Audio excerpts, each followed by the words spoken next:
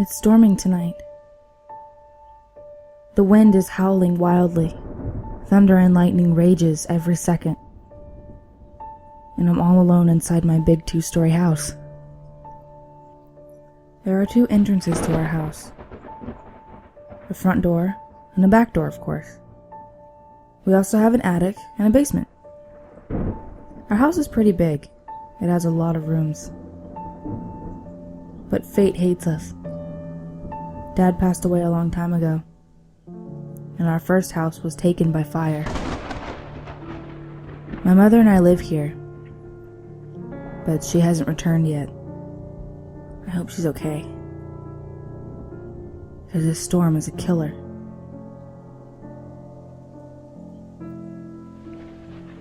I feel weird tonight. I'm so worried about Mom. I hope this storm ends soon. I'm lying on the couch in the entertainment room upstairs, watching television.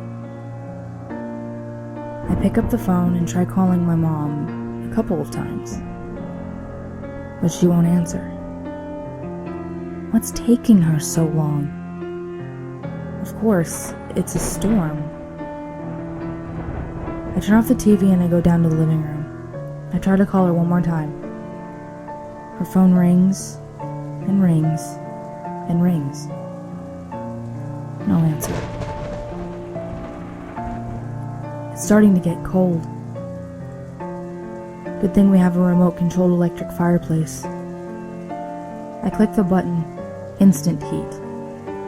I sit on the armchair and wait.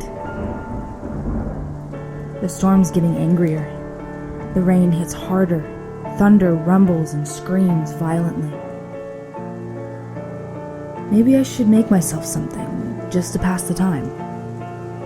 I go to the kitchen and open the refrigerator. That's good.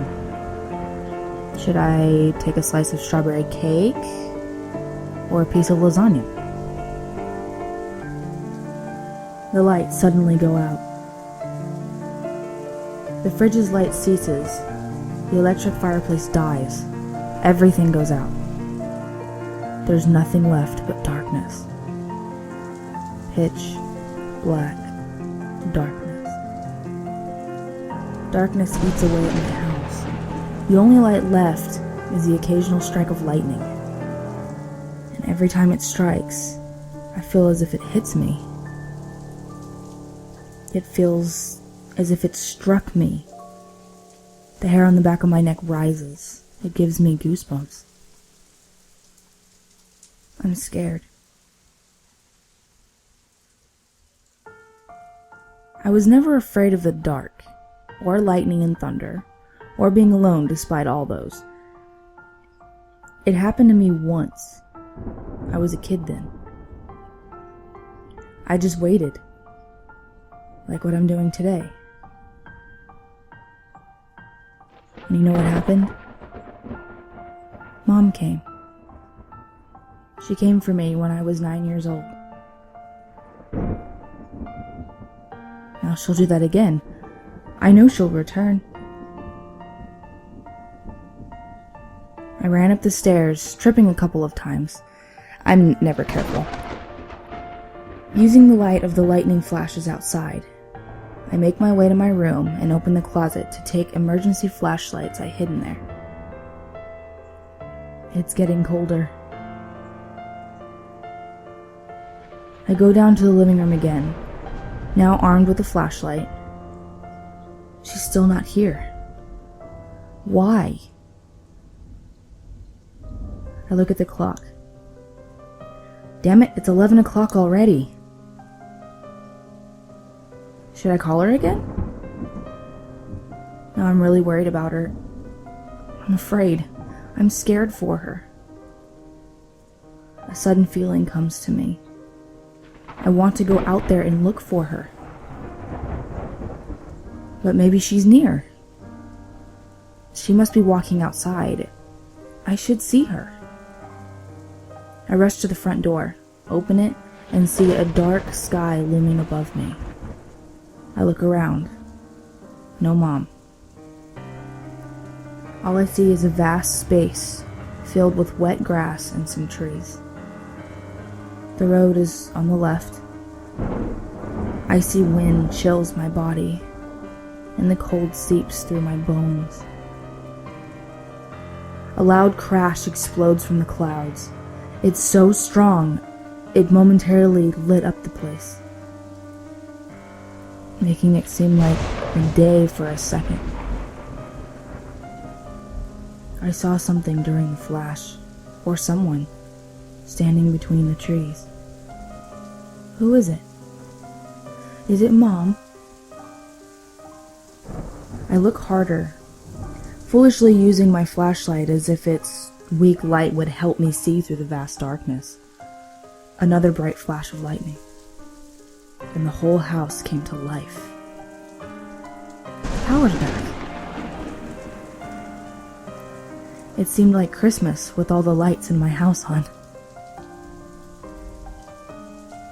I look between the trees again and I see it. It's not Mom. It's somebody else. And he's running toward me fast. He runs like hell. He runs like he just got out of prison. My heart begins to thump as my mind goes blank. He's getting closer. What should I do? I see a gleam in his hand as I realize what he's holding. It was a knife. I scream as I regain control of my body. I slam the door shut as he was inches away from the porch and quickly locking it. I don't know what to do next. He kicks the front door hard. The sound reminds me of thunder. I scream again. What should I do? He kicks again. I scream louder. Nothing's gonna happen if I stand here, waiting to be impaled. I run down to the basement. I look around frantically for something. Anything. I don't even know what I'm looking for. I hear it again. He wants to get in. He's hungry for a kill. What if I tell him I'm gonna call the police? Would that scare him? Maybe it's too late. I begin panicking. I should stick to my plan. I see the perfect weapon, a crowbar. I pick it up. Should I go back to the living room and wait for him to break the door? No, that's suicide. I'll just hide here.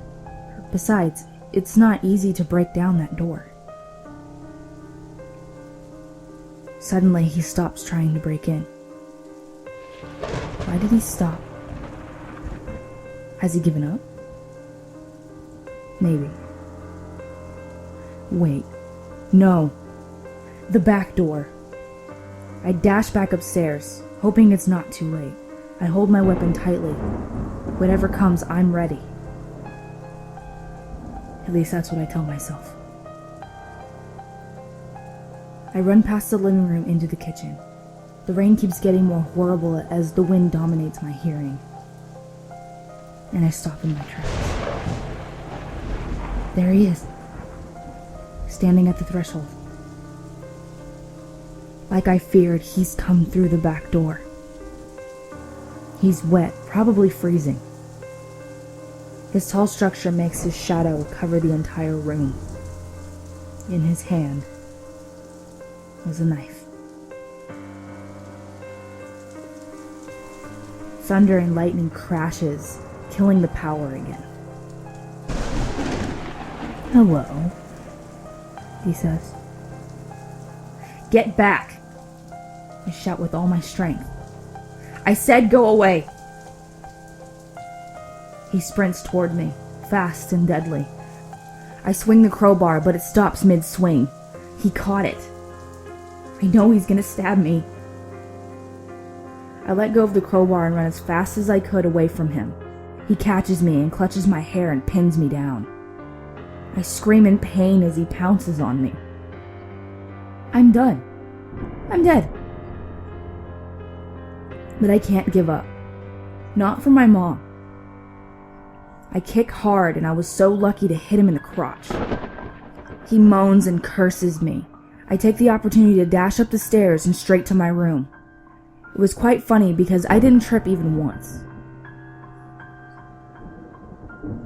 I close the door and lock it. What should I do now? I fall to the floor, helpless. I shiver like I never did before. Lightning strikes again. I scream. I never screamed because of lightning before. The rain's getting weaker now. I begin to compose myself, to get myself back together. I take a deep breath and look around. I still need to protect myself. Damn. I forgot to stock up with deadly weapons in my room. Then I hear him calling me. I can hear his footsteps coming up the stairs. "Come out, little baby," he says in his creepy voice. "I'm not going to hurt you." I try to keep myself together. Don't scream. Be as organized as possible. I find my phone. I don't think it'll help me now. But what have I got to lose? I dial 911. It rings. My life depends on it. I hear an answer, but my phone suddenly dies. Great. Knock, knock.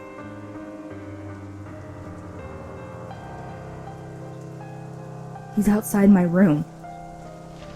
Ugly psycho. "Come on, honey. I know you're in there." I almost flinch. Little girl, please let me in," says the big, bad maniac. "Fuck you," I reply angrily. I hear his angry rampage as he tries to kick down the door. My door isn't as strong as the front door. He kicks again. I keep my mouth shut, but my brain is screaming out in terror. The lightning strikes once more. I hear him kick again. Then I hear a different sound. Something I'm familiar with. Something that I could have been very glad to hear. But this time, it makes my blood run cold. It's my mom.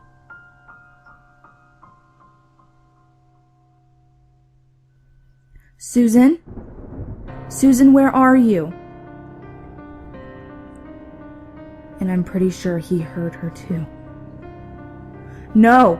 I shout. "Not my mom! Not my mom!" I hear him run down the stairs. Courageously, I open the door and follow him, but he's already out of sight. I'm so frightened. So angry. Going down the stairs feels like forever. It seems endless. I reach the bottom, and I see it. He sits on top of her. He's stabbing furiously. Stabbing, stabbing, stabbing. My mother just lies there unmoving. Her blood pools the floor. I can't stand it. I'm so bewildered, I forgot how to feel. He turns back to me. "Your turn." I run to the kitchen and turn to see how far behind he is. He's near. He's so determined. He's unstoppable. And he's gonna get me. I run faster. I try to exit through the back door when I feel something cold cut my back. He slashed me. I grab the first thing within my reach and smash it against him. It was a frying pan. It has no effect on him. He grabs me by the neck and throws me to the floor. "Don't worry, I won't kill you yet. We're gonna play first. Oh no. No. Please. He kneels on top of me and rips my clothes off, like a wild animal. I'm dead. I'm doomed. He bites my shoulder, then my ear. It's hopeless. I'm giving in. I accept my fate. But no. No. My mom wouldn't have wanted this to happen. I look around frantically. There's the knife rack. There's nothing left for me to lose. It's this or die helplessly. I look him straight in the eyes. They were green. Green, furious eyes. I bite his nose. He shouts. I bite harder until it bleeds. I grab his dick and pull it hard. Then I hit him with my knee. Taking advantage of his shock, I stand up and run for the knives. He grabs my ankle. He stabs my leg and I fall. I'm too angry to feel anything. I jump for the knives and they fall to the floor. I grab one at random and stick him in the eye. He rolls over and lays on his back, but never lets go of my leg. I grab another knife and cut off his dick. He screams louder, like a little girl.